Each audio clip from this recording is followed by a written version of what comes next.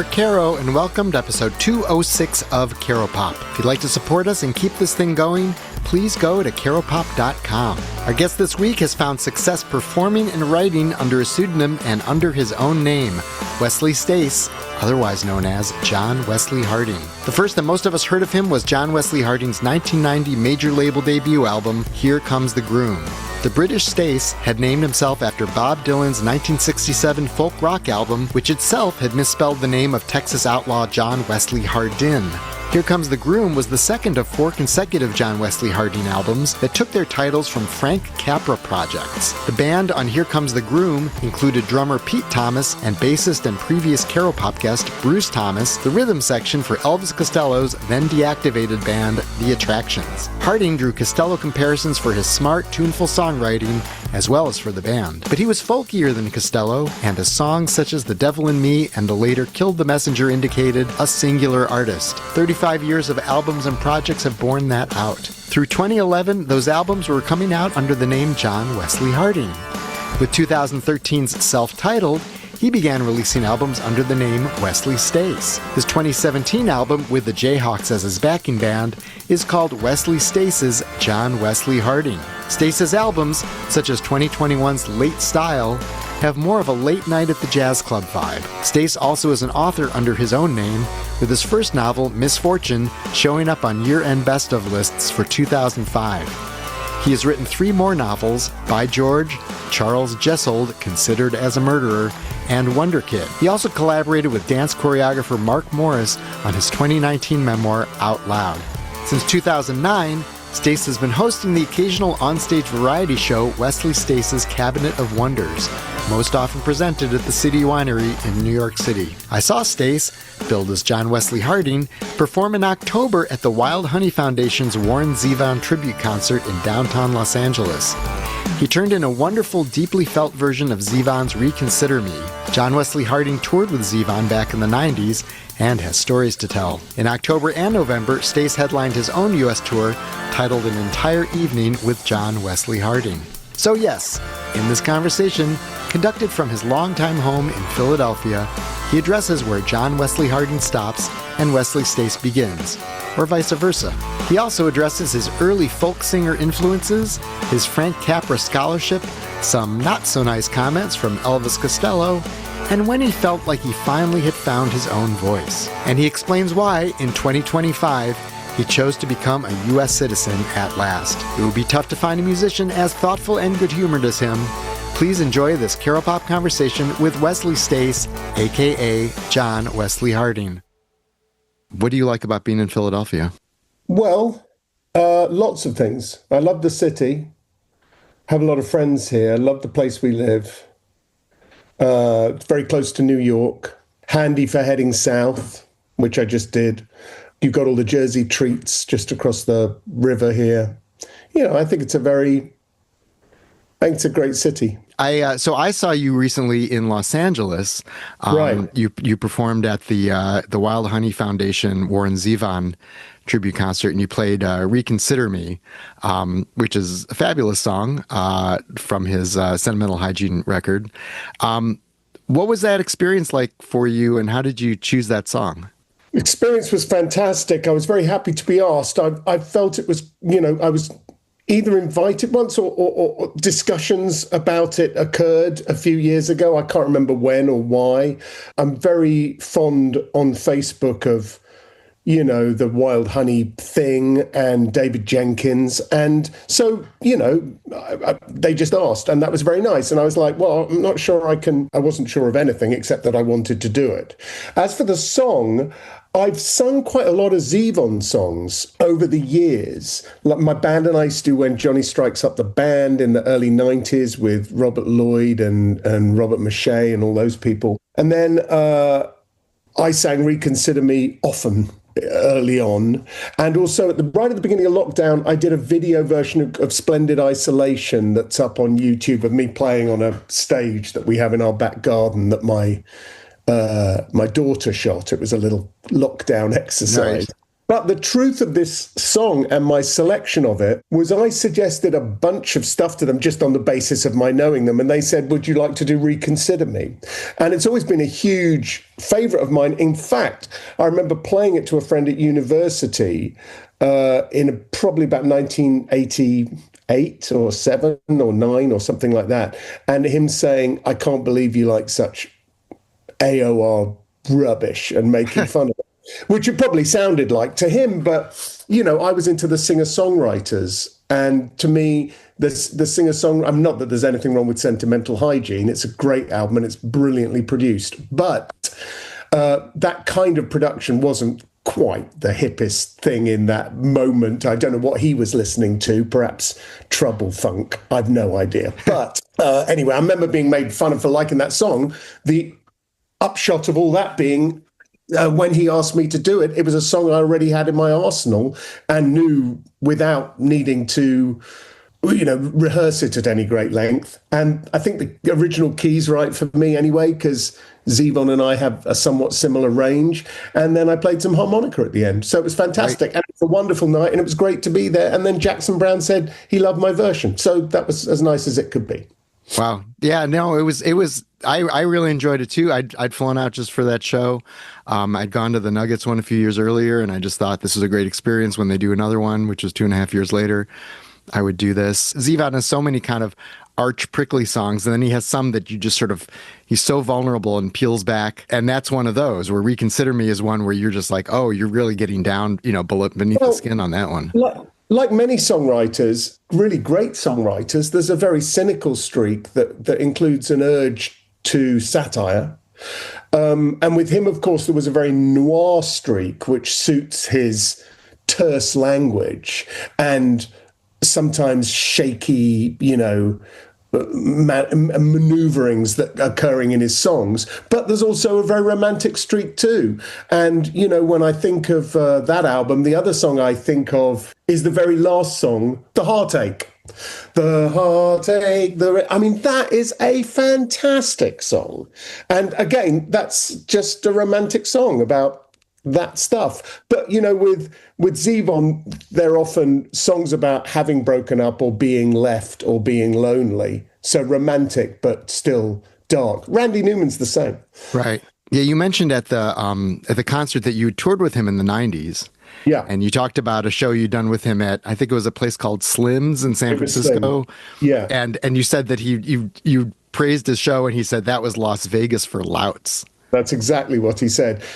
Yeah, he was always really nice to me, partly because some of that time I was traveling around with Robert Lloyd as my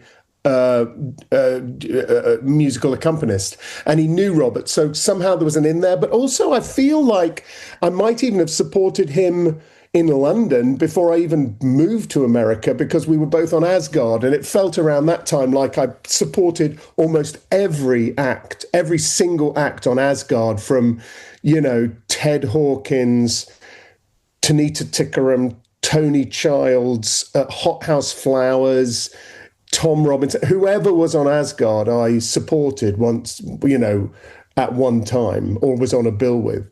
I remember another time he was drafted. I was on a thing called the Further Festival in the mid-90s. And I think there was a show Bruce Hornsby couldn't do. And Zevon was drafted in to kind of fill that gap on the bill as an artist of stature who that crowd would like. Interesting. Just for one show. And it was in Ohio. And I made a joke when I went on the stage about, you know, I mean, it wasn't perhaps the most tasteful joke I've ever made, about like 40,000 deadheads in Ohio. That was the tenor of the joke, and I don't need to explain that joke to you.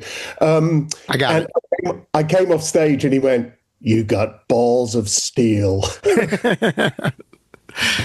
But he was great. I'm a huge fan, and it was beautiful to be part of that wonderful show.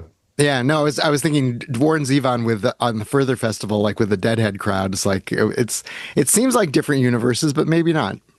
Well, actually, he rather co-opted the kind of Grateful Dead. Might not have been because of the Grateful Dead, but he certainly had Bob Weir play on his albums. If he didn't co-write songs with Bob Weir on maybe Transverse City or an album like that in my memory. But he also co-opted that kind of skull logo. Do you remember that became a kind of Zebra logo, was the skull with the cigarette? I had not made that connection. And that always looked quite deady to me. So I don't know. Maybe that's interesting. They were probably just all friends or knew each other. When you started writing songs, did you think of yourself specifically like, I'm a singer-songwriter in the tradition of the great singer-songwriters, whether it's Warren Zevon or Jackson Browne or Bob Dylan or whoever, but that's my lane. It's not like being in a band or anything like that. Yes, 100%. 100%. The songwriters I studied when I was starting, and I mean by studied, I mean listened to, were, more solo performers like Loudon Wainwright and John Prine and Steve Goodman. Very important because they were all fantastic live on a stage, and I either saw them live or watched videos of them and saw how one person could project a whole world of entertainment on a stage. I remember once I went to a radio thing, and on the radio thing in Berkeley was me, T-Bone Burnett, Richard Thompson, I think, and somebody else. I can't remember. It was like like everybody played a song or two. Right. And I remember when Thompson played, somebody held up a little sign that said dirges, not ditties. And firstly, I was like, that's really fucking rude and sophomore-ish thing to do. But secondly, Richard Thompson is a genius solo performer and knows exactly when to do a dirge and exactly when to do a ditty, because you can't really, unless people know all your songs or whatever, you can't really play 90 minutes of just one or just the other. Sure. It's a whole journey and it's a whole, exploration, a large show like that. But then I was also listening to, Zevon and obviously Dylan and people like that. And John Hyatt, who I toured with very early in my career, who was a songwriter I was really, really into until, and I don't mean to insult his oeuvre because he remained very influential on me for that time, until he kind of became what I saw as kind of generic, and I didn't like it anymore. I liked when he was a little weird. I like Riding with the King and Slug Line. And of course, I love Bring the Family and Slow Turning. And I toured with him on the Slow Turning album, which meant, seeing a great songwriter really up close and having Sonny Landreth teach me slide guitar in the dressing room every now and then, which was just amazing experience in about 1988. It was the first ever time I toured in Europe. And you've done a lot of touring and performing solo or with like one person accompanying you, and then you've done band shows as well. Is one more natural to you than the other? Like, aside from the economics of touring with the band and all that? Yeah, I mean, if I make an album, there is something in me that wants to play that album in the way it was recorded. So if it was a solo acoustic record, which I make them very rarely, he says, having just made 12 of them running. But if it's a solo acoustic album, fine. If it's a band album, like my last album, Late Style, was, I want to go out and present that to the crowd with as close, not as close as I can, but in the spirit of the proceedings. Whether the audience actually gives a crap about that, I always think that in the end, the audience just gets as much out of seeing me solo. And of course, there are very many good reasons to be playing solo. One is that, me playing solo to 75 to 100 people or less or slightly more or whatever, which is my regular catchment crowd, I probably make as much money as the people who are playing with a band to 1,000 people, because that's the economics of the situation. Right. Maybe not 1,000, but 500 anyway. Anyway, probably those figures aren't right, but you get the point I'm making. But in terms of artistic satisfaction, your enjoyment of it, do you enjoy those solo shows more than if you were playing with a band? No, I think they're both very interesting for different reasons. The band allows you a lot more release of volume and of, kicking out the jams or just getting out, just letting your hair down a bit. With the solo show, I mean, I certainly drink a little glass of bourbon while I'm playing, and I'm liable to float towards the end of the show on that, which is amazing. But you really have to, I find, if I'm doing it to the standard that I find satisfactory, I really have to be on and concentrating for those shows. And that doesn't mean I'm not going to forget lyrics or fall over or break a string or whatever. But it's, like somebody just handed me the stats for this last little run we did, which was 17 shows. And in 17 shows, I wouldn't have known this, obviously, but I just saw it today. In 17 shows, I played something like 79 songs, different songs. That's crazy. And that's crazy because not only do I not have a set list, but I take on a list of the 75, say, songs I've rehearsed, and they're kind of in chronological order, like this album, that, all on one big piece of paper. And then I kind of pick what I'm going to start with. And then the next 90 minutes is me deciding what to do in the moment, in light of requests I may have received or ideas I've had or things I'm reminded of. And what I tell people is, if it's on the list and you request it, I'll play it. If it's not on the list, I might play it, but I might forget it. Right. So, that, and if I want to do the, and so each show kind of becomes a journey. And that to me, I find very, very satisfying. I know when to finish that show, if you know what I mean. I know how to finish it and I know when to do it. You don't need to shout over to the drummer, no, I've changed my mind. Well, that of course is an issue. It's like if you committed to anything like that on a replacements level or maybe a Young Fresh Fellows level of like, we're just going to go in and wing it, that gets quite complicated if there's any instrument changing around or someone plays a different thing or, oh, well, I don't play the sixth string, so I'm not ready to start. You know what I mean? And I wouldn't like to do that with a band. With a band, I like it to be more well planned. And in fact, that's perhaps why people seem to get as much from the solo shows, because they're so freewheeling. Right. Yeah, when you played at the Old Town School of Folk Music in Chicago recently, you had Doug Julin, one of our local favorite guitarists, singer-songwriters, join you for some songs. Did you guys work out ahead of time which songs you were playing together, or was he just up there going like, okay, I know your stuff? Well, no. Doug and I have been playing that's kind of quite a unique situation, because Doug has played with me probably every time I've gone through Chicago in the last 25 years. And therefore, we have got a repertoire. Nice.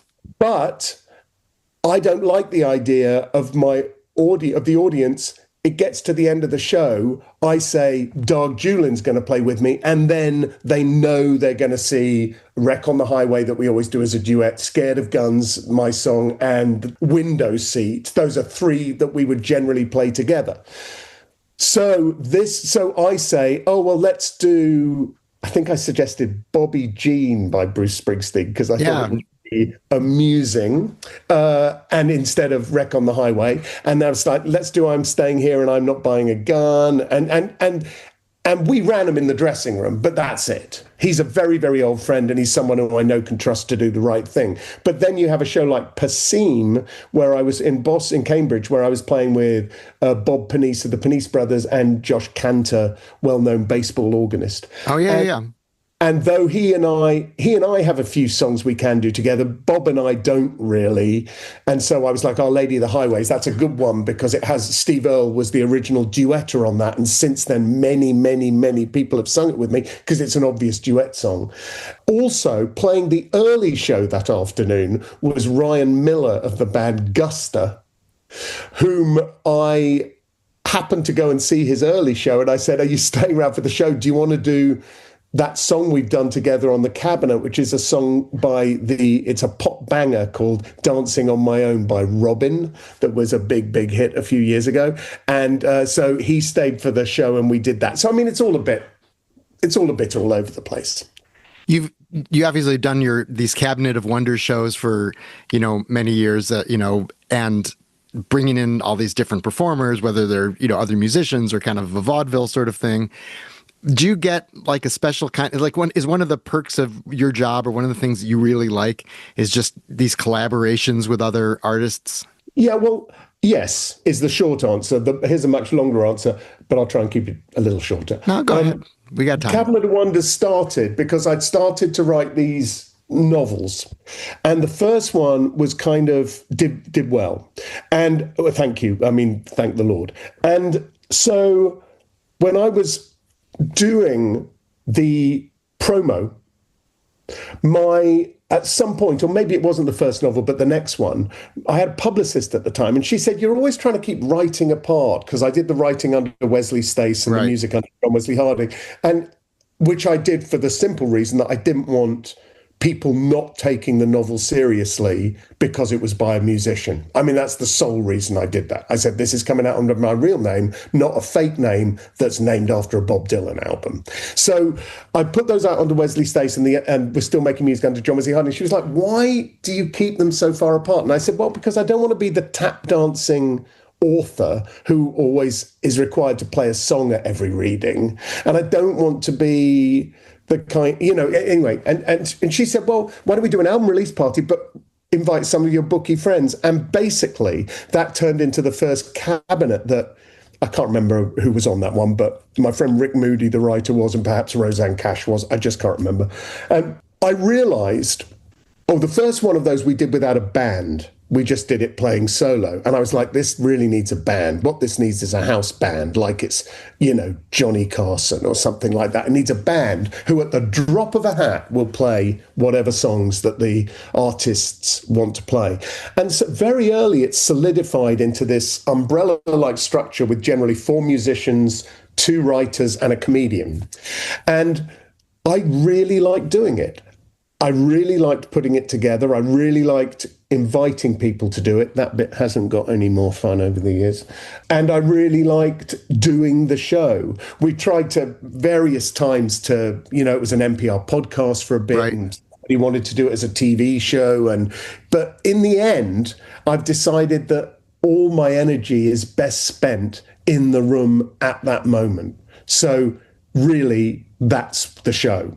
It's not a thing that is endlessly reseeable. It's a thing that's gone in a moment, like something old-fashioned, like Elvis's 68 comeback, or like Woodstock. Now you can see Elvis's 68 comeback whenever you want, but at the time, if you missed it, that was that. Right. And so I'm very into the moment the show's happening.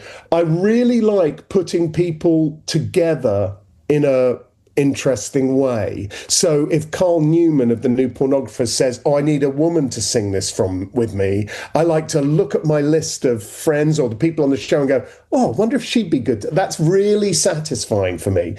The negative to all that is the getting of the guests and the putting it all together is very, very time consuming. And I find impinges on other work, phone going off. I find it impinges on kind of other work I might like to be doing. I find it very time consuming, but it's really enjoyable. And, we have 2 more in the spring at City Winery in New York and 1 at the Bob Dylan Center in Tulsa. So that's our spring cabinet lineup. Nice. That answers my question of what was coming up with the cabinet.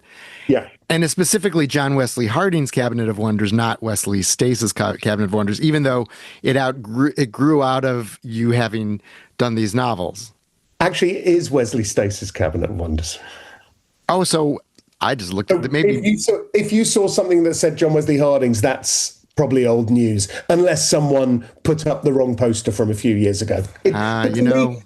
To me, it just doesn't matter. Like, I wanted to bring it all under Wesley Stace for a number of reasons, but the last tour that I did on the West Coast was a recreation with an actor called Mare Winningham, and she opened for me as she opened for me in 1992.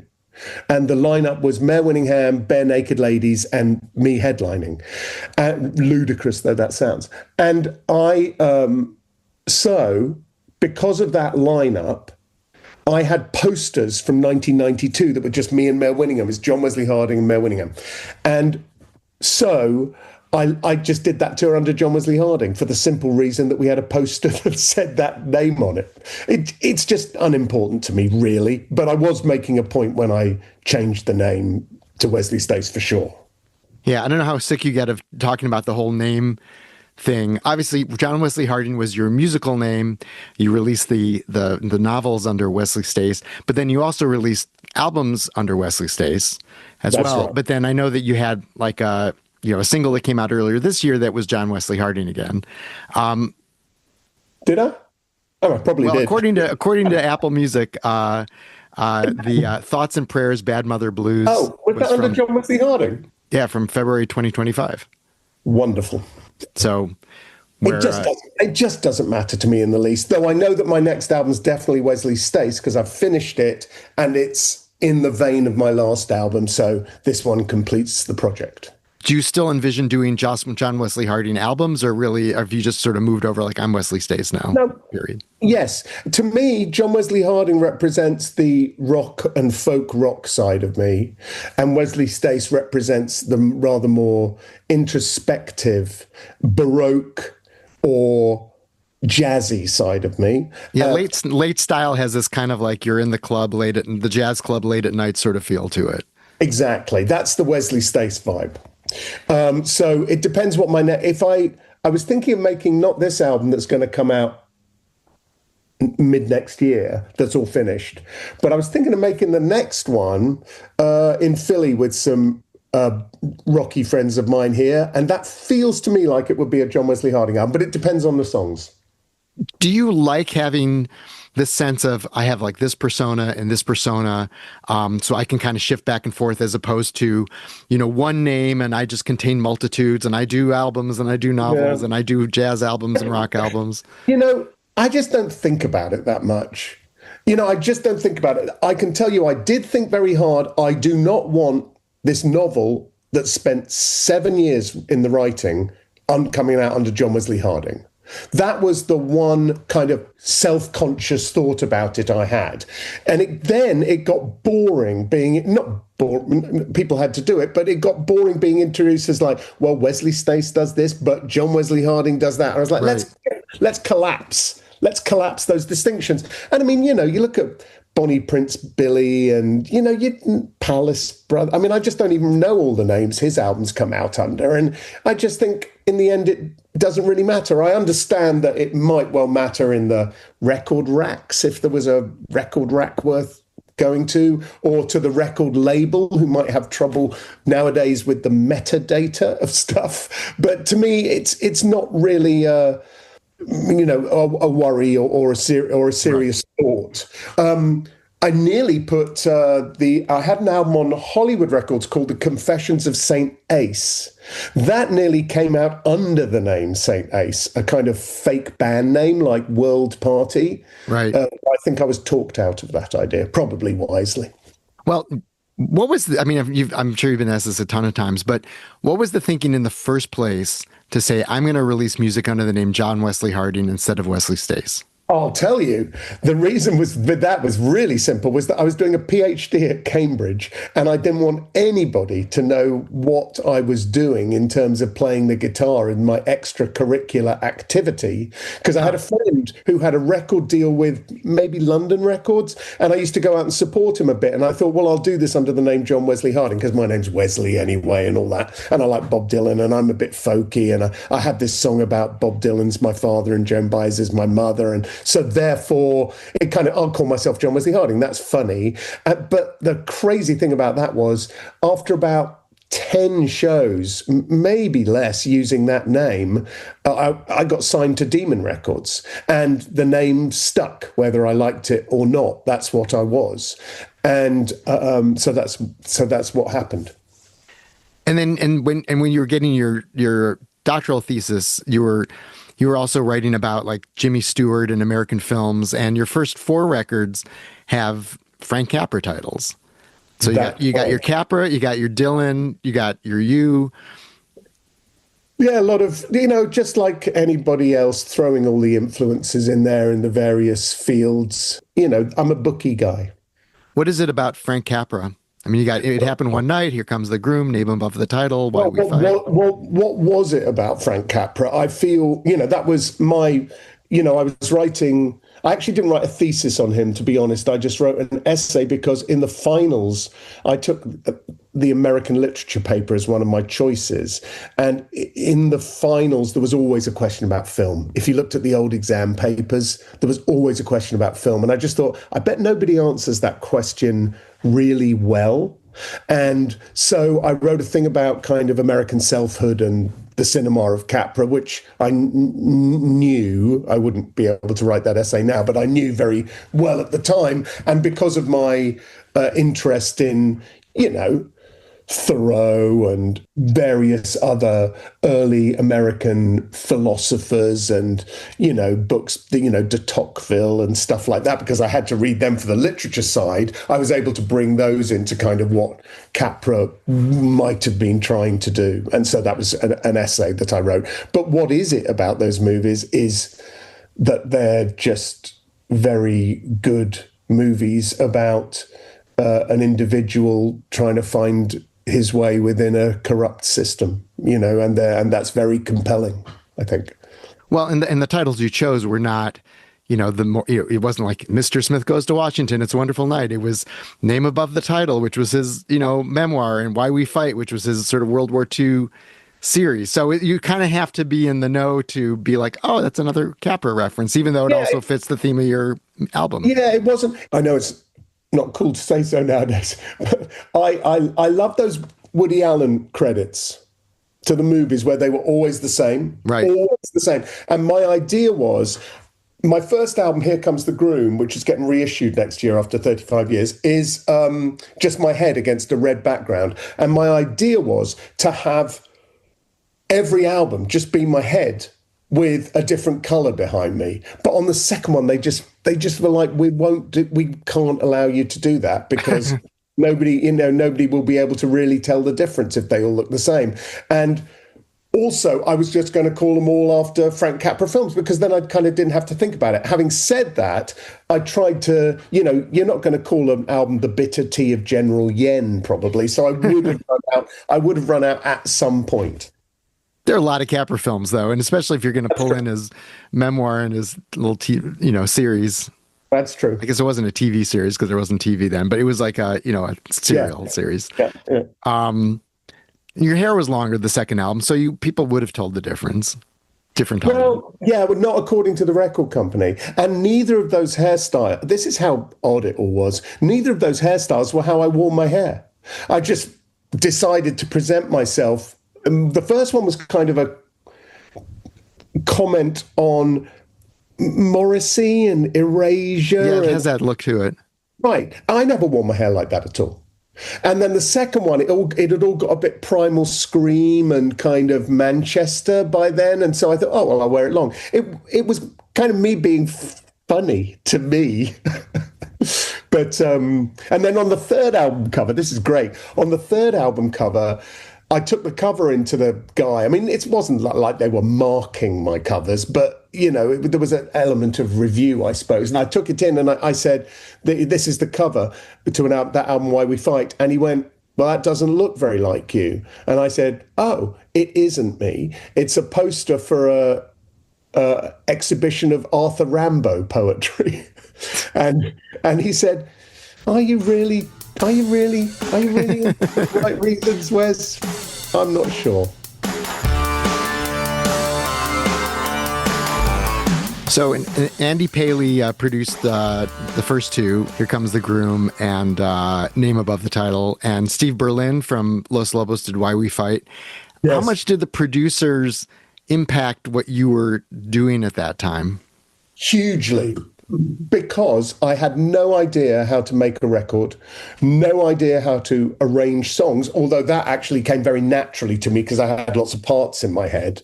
And so we got the band together for the album, for the first album, which was Pete and Bruce Thomas of The Attractions, and then Kenny Craddock, who'd played with Alan Hull, who was one of my English songwriting heroes from Lindisfarne, and Steve Donnelly, who was something of an unknown, went on to play with Randy Newman and all kinds of people.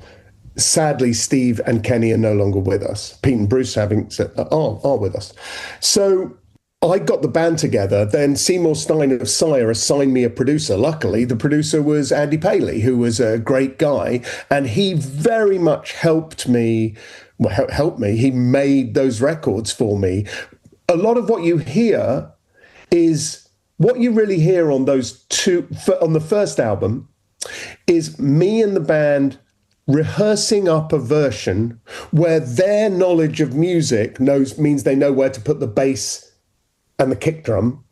And Kenny is playing fantastic keyboards and Steve's playing guitar, but I'm going, oh, I'd like you to play these notes, or this is the riff, in this song. And then Andy going, here's how we can make it a little bit more pop. They were very quick albums to make, and they were very exciting. The first one was just like that. The second one was the same, but not, I think, quite as inspired and kind of with added horns and stuff. It was really the second album, because the first one was a little more successful in a limited way than Sire had expected. And the second one, they were just like, well, go and do that again, because we didn't really know what we were doing the first time. But by the end of the second one, much as I loved that, playing with that band, who were fantastic, and in fact, on the reissue of Here Comes the Groom, for the first time ever, there'll be live tapes that only I own. Oh, nice. Of me and the Attractions and Steve and Kenny playing at a couple of gigs. On the LP, there'll just be 5 or 6 of them, and on the subsequent CD, there'll be like 2 whole gigs. So, which is nice. I mean, for people who like that stuff a lot, they're going to like that stuff extra a lot. But, and this is my criticism of that process, what got lost in it was me as a solo acoustic guitar player. So what got lost in it was kind of what I did solo. In other words, I'd lay down a song, an acoustic guitar track and sing a vocal, but then the acoustic guitar wouldn't be the one we used. And by the time we got back to the songs, there was nothing for me to do really, except kind of go like this on the acoustic guitar to just keep it like a metronomic tambourine in the mix. And I felt it should be a little bit more acoustic guitar led. So my project for the third album was to find a producer who would allow me and the acoustic guitar to be the main thing. And I have to say, there was a guy called Joe McEwen at Sire, and his first suggestion was Waddy Wachtel, weirdly, to bring it back to Warren Zevon. There you go. That didn't work out because, as I've just said, I wanted to make a slightly different record, but they were very nice meetings that we had. And then he suggested Steve Berlin, and that's because he was really paying attention. And Steve Berlin got a stand-up bass player, a percussionist rather than a drummer. So it wasn't like kick drum the whole time. And a genius multi-instrumentalist, you'll know, called Greg Leese. And so that was an incredibly happy band for me to make a very, it was me playing and singing and them backing me up, rather than let's turn this John Wesley Harding thing into a band, which was what the first 2 records were. The third record, Why We Fight, had a song on it called Kill the Messenger, which did quite well for me in certain markets. But around that time, Sire went, I was let off the label, fine. But what that Steve Berlin album meant, Why We Fight, is that I was then able for the first time to make records on my own, because having done it that way and having had the wonderful experience with Andy Paley too, I knew how to do it. I knew how to arrange songs. I knew where I wanted me to be in the mix. And so with my friend, genius Chris von Snyden, who became my friend in San Francisco when I moved there, we made the next one, which ended up being on some kind of new Rhino label, called John Wesley Harding's New Deal. And that one I consider the beginning of the second part, the really the best part, because that was very exciting to think like, oh, I don't actually need a producer, because I have learned from 2 great sets of musicians and 2 great producers and wonderful people. And then I enjoyed, and so Chris and I started making records, just the two of us, with other people, with Greg Lease playing on them. But it's very different when you record the track you want just with acoustic guitar and voice. And then you're like, oh, this is where the lap steel comes in. So let's get that player. Oh, let's get Robert up from LA and he can play keyboard just there, but only there. And so those were, and oh my God, this needs a band here. Let's record the band onto what we have, kind of thing. And so that was really a new beginning for me, that album, John Wesley Harding's New Deal. Yeah, you broke from your Capra titles at that point, but it's calling it John Wesley Harding's New Deal, it's like, this is the new deal. This is what I'm doing. That's 100% right. You are right. So to go back to Here Comes the Groom, you got Pete Thomas and Bruce Thomas, no relation to each other, but obviously the killer rhythm section from The Attractions. Did you know them? How did you decide, you know what, these guys aren't playing with Costello anymore, let's get them, they're fantastic? Well, it was all the above. I wouldn't say I knew them, though I'd met them. They had become kind of good friends of my manager, who was the press man, the PR man at Charisma, I think. Yeah, I'm sure about that. If not the head press man, but he worked at Charisma for Tony Stratton Smith, right? And then I think the head of press at Stiff Records. And so he had to suffer through Jake Riviera's, telling him to do things like invite all the journalists to see Elvis Costello. And then when they all turn up saying, sorry, sold out, you can't get in. He was involved in all that kind of myth building. And then by the time I met him, and he kindly wanted to manage me, and we got on extremely well. He's a great guy. And he said, well, we've got to get you a band to make the album then. What do you think about Pete and Bruce Thomas? Who were, I think Bruce Thomas was actually technically his landlord at the time, a little flat off the Gold Hawk Road, and Pete he'd known for years. So I was like, who would say no to that? Who in their right minds would say no to that?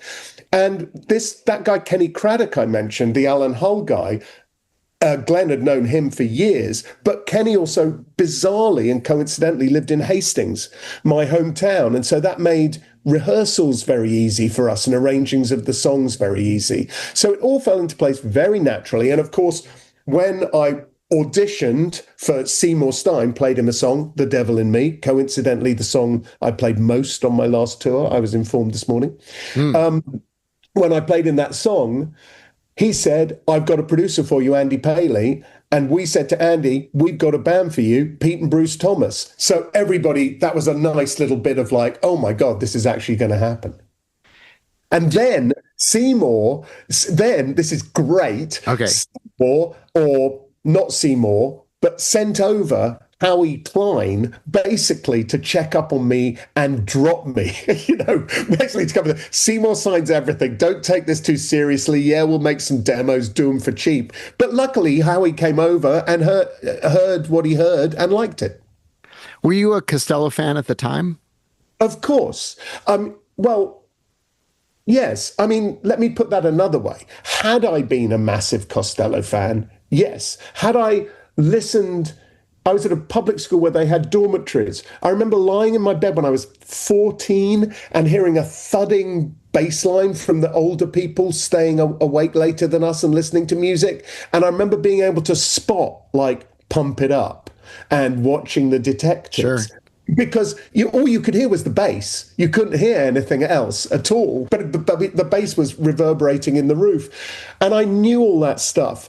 The truth of it is that the last... there could be all kinds of reasons for this. I loved Blood and Chocolate, and I love King of America.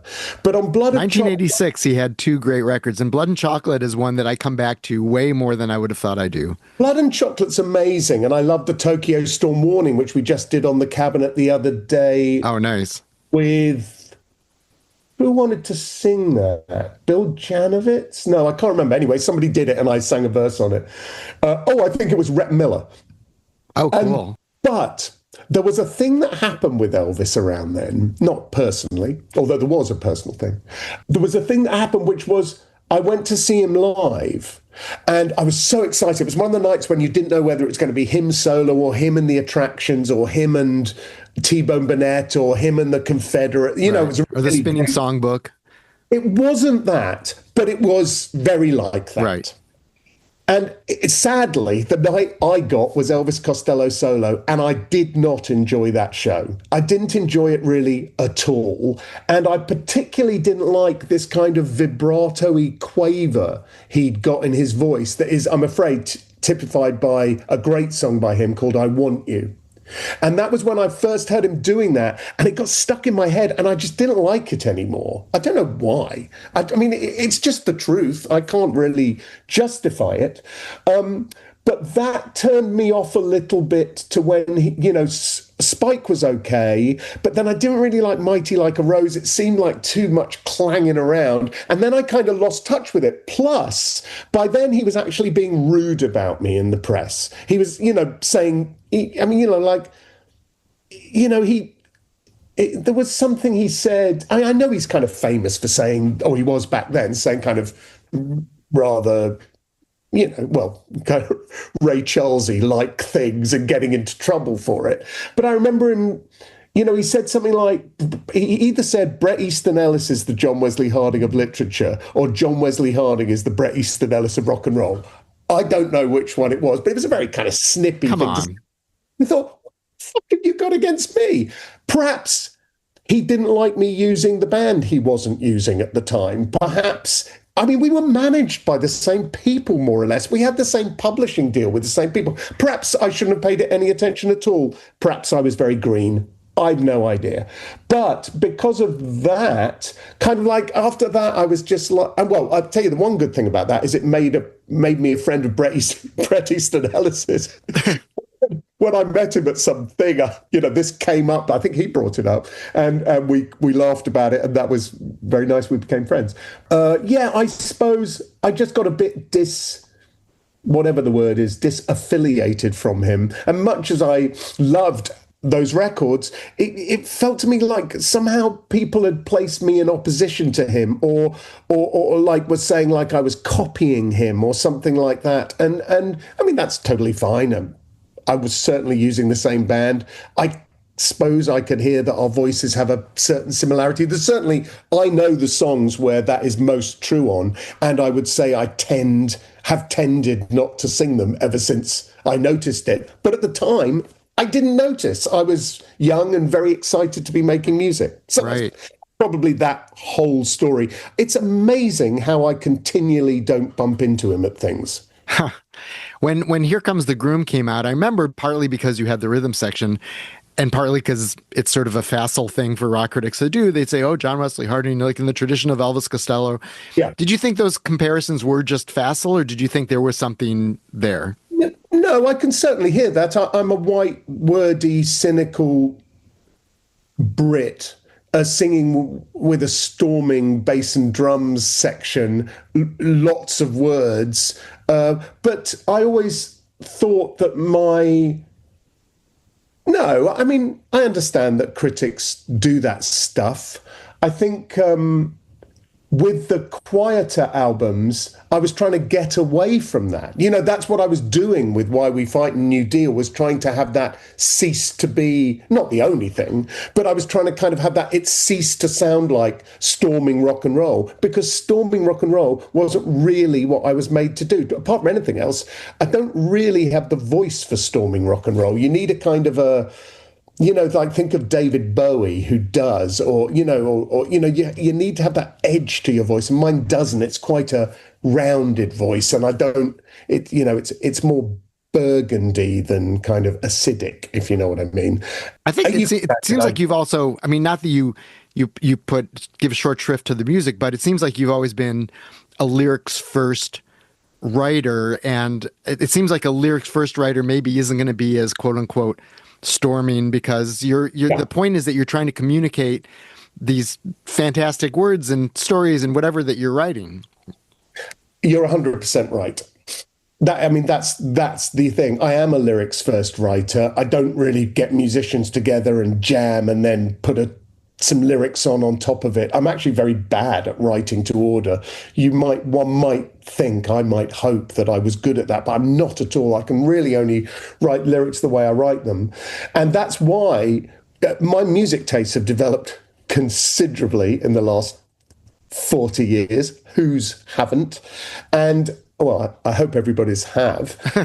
And I, like, whereas 40 years ago, I was listening to, Tom Waits and Warren Zevon, and now I tend not to listen to those people, and I listen to a lot of jazz. And when I started listening to jazz, in depth, and realized what I liked and that kind of thing, and realized what my taste was rather than just listening to what everybody told me were the top 10 records kind of thing, I realized that my music should swing a little more, and that I didn't necessarily have the music. I could come up with melodies, but I didn't really have the musical vocabulary to do that myself.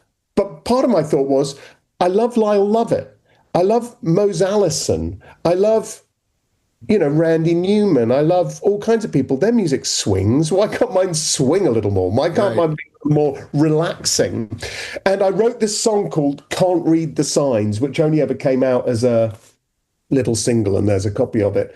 And I thought, well, this is the breakthrough for me. This is good. This is the one. It swings. It's protesty. I love it. And I went to record it in New Jersey with my friend Pete Donnelly from the Figs, and Patrick, my drummer, on the drums, and Robbie from the War on Drugs. And we did this session, and it's cool. But when I got to the end of it, I was like, it just sounds like all my other music. It sounds like a cross between, NRBQ and the Lovin' Spoonful.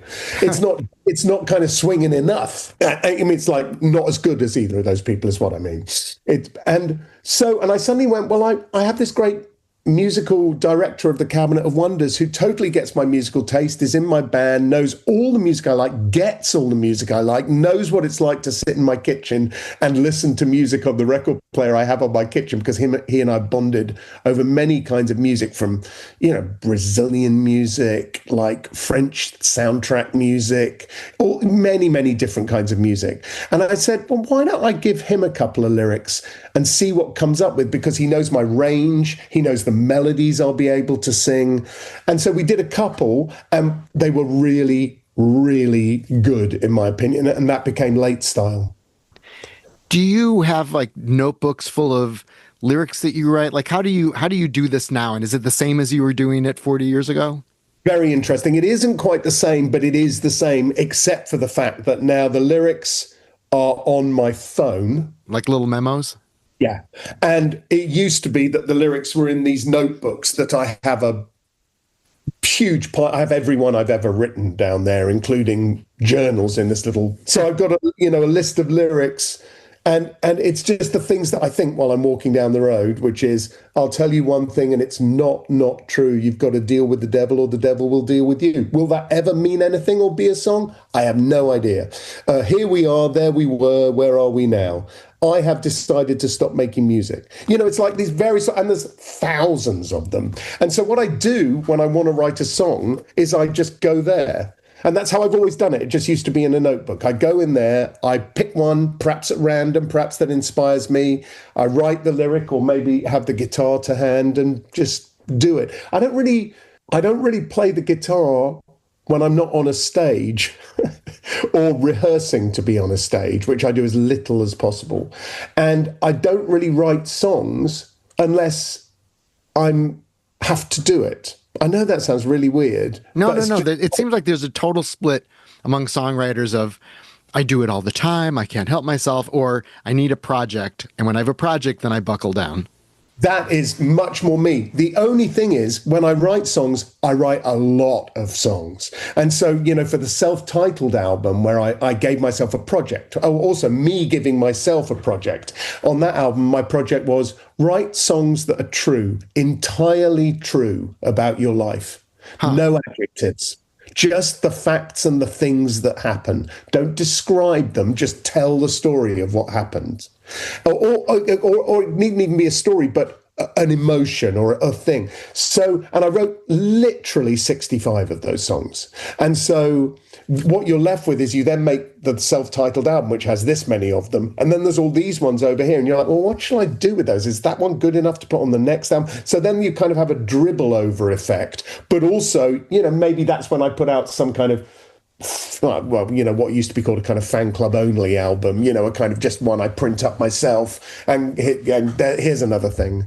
And I've always done it this way, which is I get a lot of songs together and then I go to a demo studio. I have no recording equipment. I can record on my phone, but I'm not in any way interested in having a 4-track. I never had a 4-track. I don't use Pro Tools. I just do none of those things. All I do is write songs on an acoustic guitar or occasionally the piano.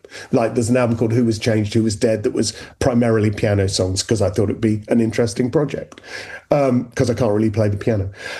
So I then go in and I cut, and there's this poster here. This came out on an album that I put out a few years ago. And what this has is every demo session I've ever done over the years. So there's one called Emotional Horse that I did in 1991, and that was done at Fort Apache in Cambridge. And it's all the demo songs. It's 24 songs, and they're the demos for Why We Fight, that album. Oh, okay. Solo acoustic in one session. That's very important to me. I don't do them bit. I do them all in one. I get the songs together. And so each one, and look, there's the Sayonara sessions in 94, which I did in San Francisco. That's a 41 song session. And then there's little annotations on it here printed about what album these various versions turned up on of the fan club albums. So I've always done that exactly the same way, and I'll do that for my next album, and I did it for my last album. So you have a running tally of what you've demoed and when you did it, and it's just on paper. And you could just sort of go, oh, this one ended up here, and have like little. Yeah. And also it's good because you can look at a list like that and go, oh, that was a good song. I never did anything with that. Maybe I could record that with a band. And sometimes, some friend of mine will say, do you have a song that I might like to do or something like that? And I'll look at that list and go, okay, well, that's not right. And that's one. So that's how I've always done that. I'm a man of habit. I've always been a man of great habit. So you moved to the U.S. You moved to San Francisco first? No. Well, technically, yeah, but I lived in Atlanta for a bit before that, and then I lived in L.A. for a little bit too. So moving to the U.S., A, when, B, why, and C, how did it inform what you do? A, 1990, 1991. So right when you were launching your career. Yeah. B, because I had a career. And Sire Records and a girl. And C, I don't know. I've always kind of, I became an American citizen earlier this year. I saw that. Yeah, in Philadelphia. That's very exciting. Swing state. I remember I had a song called Kiss Me, Miss Liberty on my 4th album, John Wesley Harding's New Deal. Some call it my 5th. And the line is, up in Westminster, the bell fell down. Took 200 years to touch the ground. That bell is clearly the Liberty Bell. But I didn't feel quite American enough to sing in Philadelphia. It didn't make sense to me to sing it with my English accent being English. Now, when I do the song, I just sing, in Philadelphia, the bell fell down. It scans better anyway than up in Westminster, the bell fell down. So I think I was slightly self-conscious about it, and now I'm not. How does it feel, by the way, becoming a U.S. citizen in this particular year? It feels good. Every bit helps. The ceremony was very moving. Very moving. 130 people from 80 different countries. I was surrounded by people who'd had a very long journey to get to that climax, that point, that becoming a citizen moment. And the immigration officials whom I've been slightly worried about, will they attempt to gotcha the interview? No, they're professionals. They had learned how to pronounce everybody's name correctly in their original, language. I was between, did I just say this or only think it? I was between a family from Sierra Leone and an Indian elderly husband and wife because of alphabetical order. It was just very beautiful. And I've been here for many years, and I chose to do it at this moment, which was not probably the easiest moment to do it at, or shall I say the most logical moment, for a reason, and you can draw your own conclusions about what those might be. Well, yeah, there you are in Philadelphia and Pennsylvania, and you could be a full participant in everything that's going on. So. And I have been already, and it went quite well in Pennsylvania. So, yeah, no, you go back to Here Comes the Groom, and you got a song "Scared of Guns," and that one didn't become dated. There's a gun song on almost every album, and I sing them all the time. There's one on the next album too. Well, you got the Thoughts and Prayers was, again, came out earlier this year as well. In fact, the Thoughts and Prayers is, I don't know whether you listened to that one, but there's a version of that on the new album. There's a version of that on the new album, which is astonishingly different. It's just voice and strings and a synth, and a very understated version indeed. But I loved the tune he gave that, David Nagler gave that so much, loved it. And I just thought, what'd be fun? Let's cut it in a more up-tempo way, just to see what it's like. And so that was the result of that. And then Bad Mother Blues, you had two versions on there. There was like a acoustic and a band version. Yes, that's exactly right. One of them you were bleeped and one you were not. Yeah, oh, that's probably wise. The live one you were not. So the live one you hear what kind of mother it is. The first one's just a bad mother. Yeah, that's right. Oh, bad mothers are bad. Nobody wants a bad mother. Tell me about just the novel writing. Do you have like something you've been toiling away on at the same time? And how do you sort of space out all your different stuff right now? I don't space them out. I just sit down and see what I'm going to work on. Today I'm rehearsing for the Alan Sherman tribute concert at the Jewish Museum on Independence Mall tomorrow. That is Hal Wilner, RIP's band people, and Laurie Anderson and Marshall Allen and Terry Adams and Low Cut Connie. It's going to be great fun. But the rehearsal's today. And I edited this book a little while ago, Music Stories, that is a everyman pocket classic. As for your question about novels, I've been a bit not lazy, but not at all lazy, but the cabinet gets in a way of a lot of that. But having said that, yes, I'm in the middle of a fifth novel.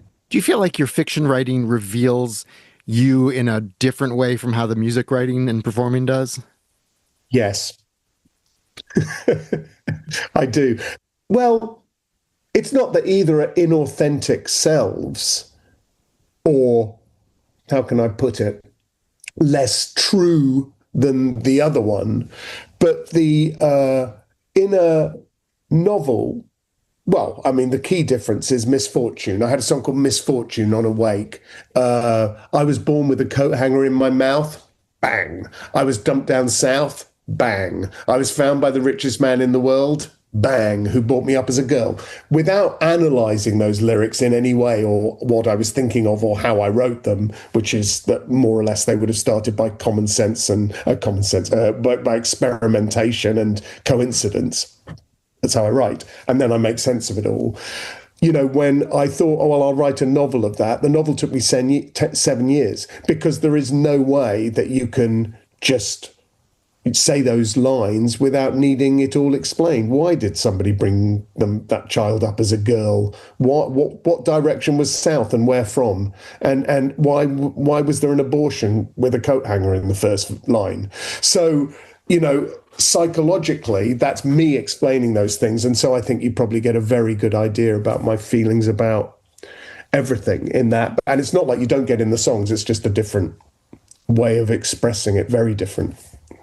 Finishing work on a novel, a different kind of satisfaction from finishing work on an album. I mean, it's obviously 7 years. It's a lot of work, but not that writing music and recording it isn't a lot of work. Yeah. And when do you finish things?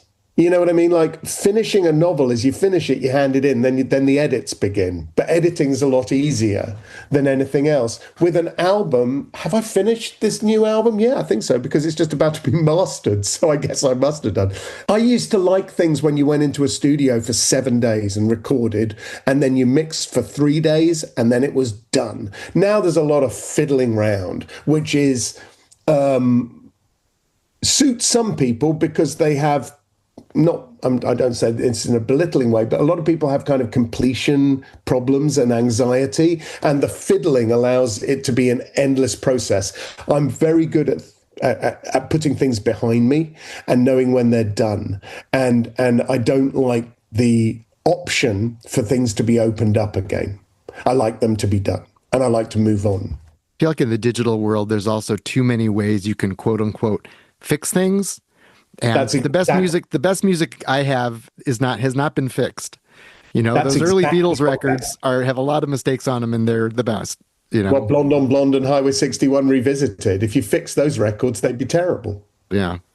You know, and you're exactly right. Too much fixing, unrequired. I have one of your early recordings on Pravda's 20 More Explosive Fantastic Rock and Mega Smash Hit Explosions, where you and the wonderful Kelly Hogan did a little bit country, a little bit rock and roll.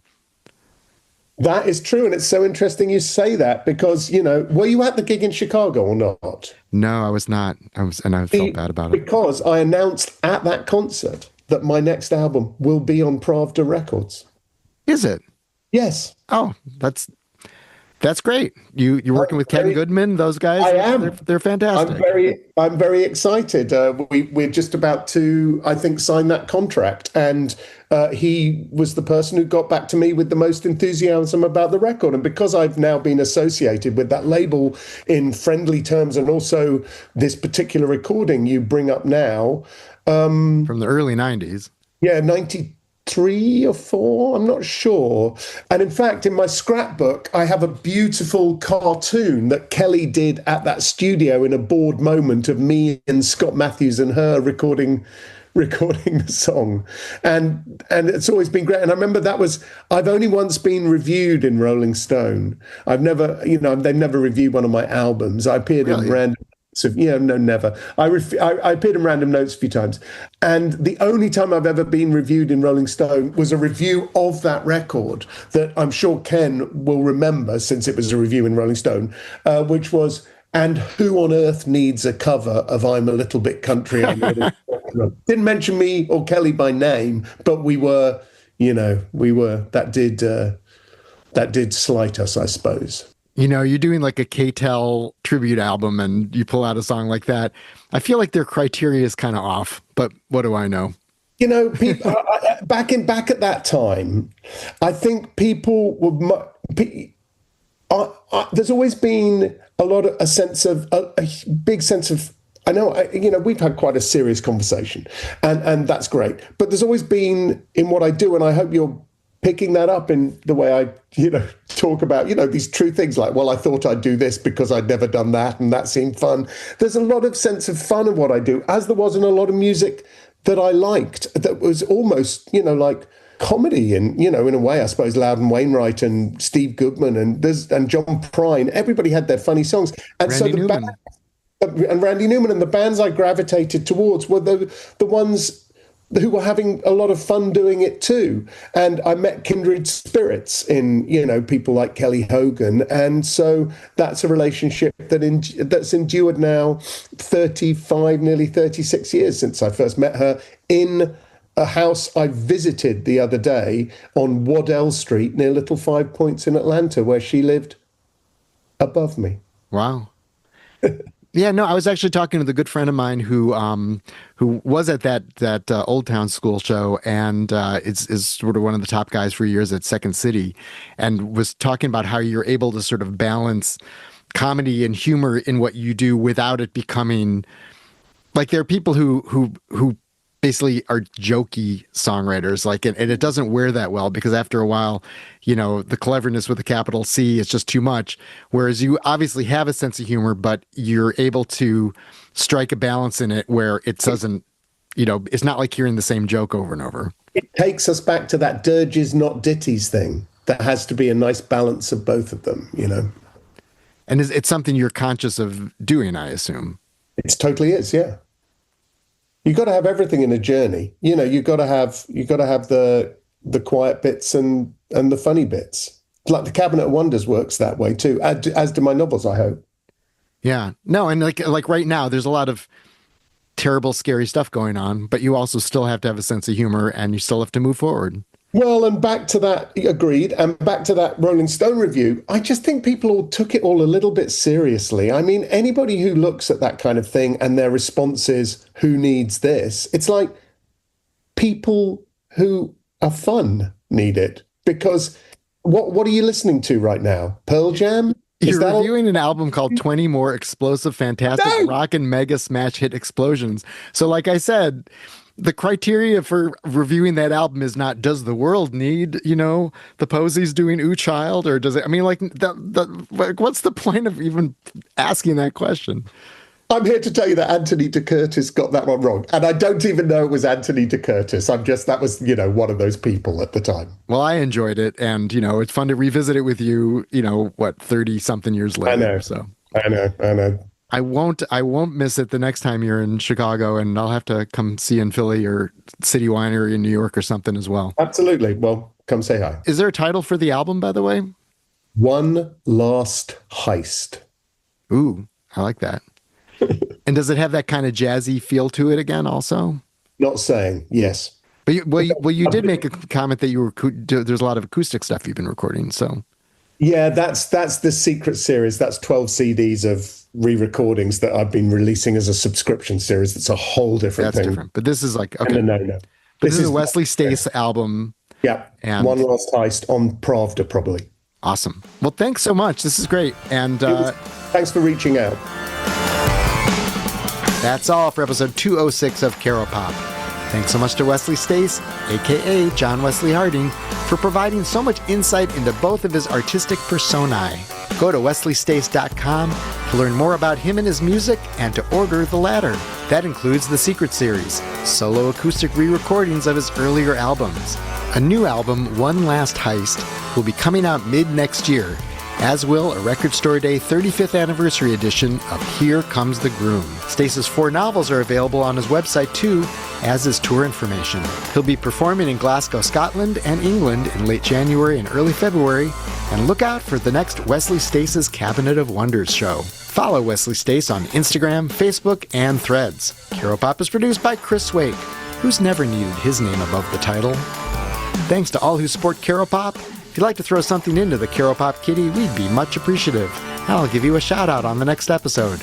You can give $24 or whatever you'd like at caropop.com. Thanks so much for listening and being here. I'm Mark Caro. Please follow Caropop on the so-called socials at Caropopcast. You can follow me as well at Mark Caro at MarkCaro. Please share this episode, subscribe here and on YouTube, and tell all your friends. With this Christmas and New Year's Day each landing on a Thursday, we're going to take a little holiday break and return with a new Caropop conversation on January 8th. See you then, and have a great holiday season.